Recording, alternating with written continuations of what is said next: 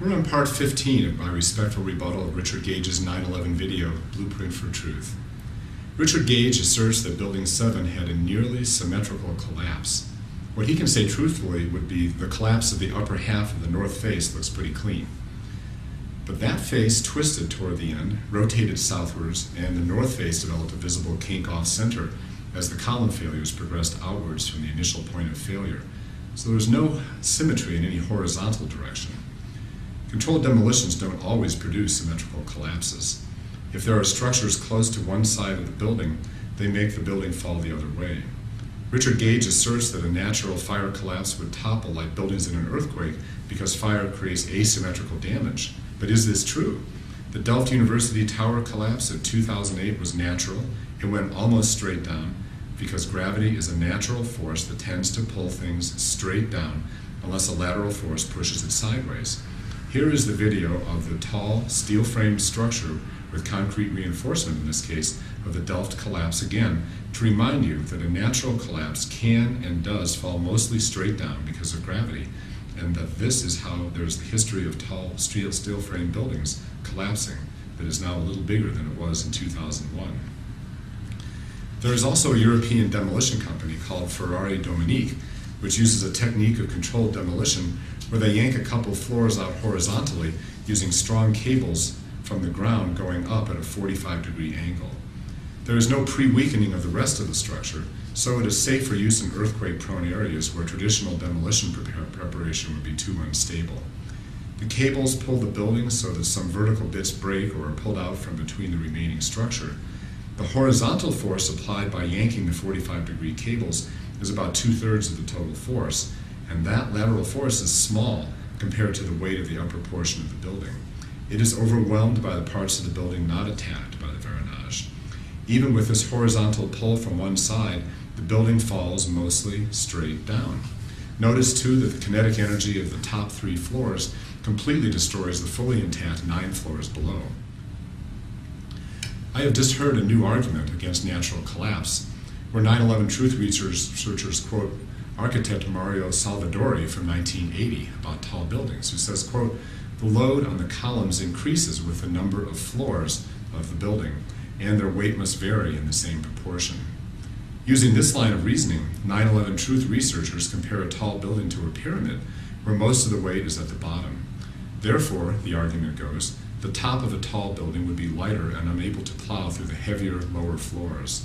The 2008 Delft University straight-down fast collapse of the top half of a tall building due to fire proves this wrong.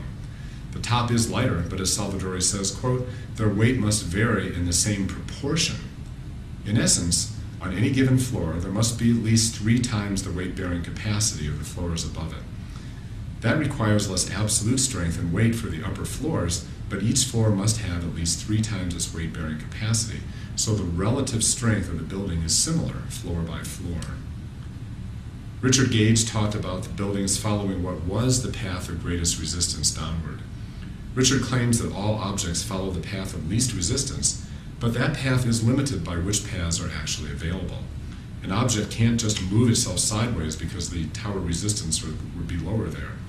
What Richard is saying is that the tops of the twin towers should have floated to the side and into midair and then drop over just because it would be the path of least resistance. A little bit like this right here. If this is the tower and it kind of goes this way and drops, well, there's no force that pushes it over here so that it can drop down like that.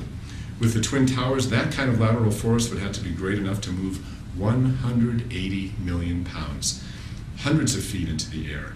And even a jet crashing into the building didn't have that kind of force. This Colorado River carved itself through a gradually uplifting mountain over millions of years, plowing itself through a path of least resistance down the middle of a growing mountain. Like the tops of the twin towers, this river couldn't just jump over to a path of much less resistance over to a nearby flat surface a few miles away from the mountain. It plowed through the solid granite because the flatter path just was not available to it, any more than the open air off to the side was available for many of the beams in the collapsing twin towers. This liquid river will take the path of least available vertical resistance, but to be more precise, solid objects move according to the forces exerted on them. I'll repeat that. Solid objects move according to the forces exerted on them. And if there's no force to produce a movement in a particular direction, there will be no movement in that direction. If a brick falls on an egg, will it move to the side because that's the path of least resistance? No, the brick's own mass gives it a resistance to lateral movement that's greater than the resistance of the egg to vertical movement. Gravity tends to pull things straight down, even through resistance. In order for anything to fall sideways, the structure has to generate a large enough lateral force. It's a simple example of conservation of momentum. An inclined plane, if it does not collapse, can do this. But the World Trade Center force gradient was only in one direction, straight down. That is the path of least resistance to a gross order. Now, zooming in a bit, we can see that the buildings did, in fact, fall through the path of least resistance that was available to them. The path of greatest resistance is where all the columns above strike all the columns below, both axially and simultaneously. This did not occur in the Twin Towers. The top sections tilted before the remaining structure progressively collapsed. In Building 7, where the collapse of the inside of the building eventually dragged the perimeter walls inward, most of the falling material bypassed or bounced away from those columns. Large sheets of perimeter wall and aluminum cladding were pushed outward and hit Building 7. Objects also fell downward into the vast open office spaces themselves. The North Tower did not fall as quickly through the path of greatest resistance. The core. A large part of the core still stood several seconds after the rest had collapsed. That's because the core had more strength, and when possible falling objects deflected away from it and into the open office space, the overall collapse just kept finding the weakest link. What does Richard think should have happened if falling roughly straight down doesn't meet his expectations? If you think about it, there really isn't much other choice, is there? Thomas Eiger stated, quote, "The building is 95% air and can implode into itself. A 200,000-ton structure has too much inertia to fall in any direction other than nearly straight down." And Michael Brown states, "The buildings did not fall down perfectly straight. Their collapses were tilted toward the weakened collapse points." If it were controlled demolition, it wouldn't tilt 6 degrees like this prior to its collapse. This is a photo of a building undergoing progressive structural decay due to fire. There was no visible or auditory sign of explosion directly triggering collapse. No explosive squibs flew out. Building 7 was a squat building, wider than it was high. Even less likely that symmetrical destruction would happen, as even greater lateral forces would be required. One of the perimeter walls folded whole on top of everything else. World Trade Center didn't fall into its own footprint in Building 7. There was extensive damage to Finerman Hall and $1.4 billion damage to the Verizon building. If classic controlled demolition were happening, they would fall much more neatly into their own footprint. Debris flew 16 acres around. The Verizon building, as I said, had $1.4 billion in damage. Does Richard have any other examples of successful controlled demolitions that were this sloppy? Richard talks about the convenient sizes of the broken column pieces, which, by the way, were similar to the size of the original pieces prior to assembly. But has he ever talked to a first responder who said there was anything convenient about the removal of the World Trade Center rubble? I have, and 9/11 hero and firefighter Vincent Palmieri emailed me this picture and personally told me that, quote, "Richard Gage has claimed in his presentations that the steel columns were conveniently broken into 30-foot pieces by the thermitic destruction for easy and quick removal. As a first responder, I can assure you that there was nothing convenient about the debris pile we encountered in the fall of 2001.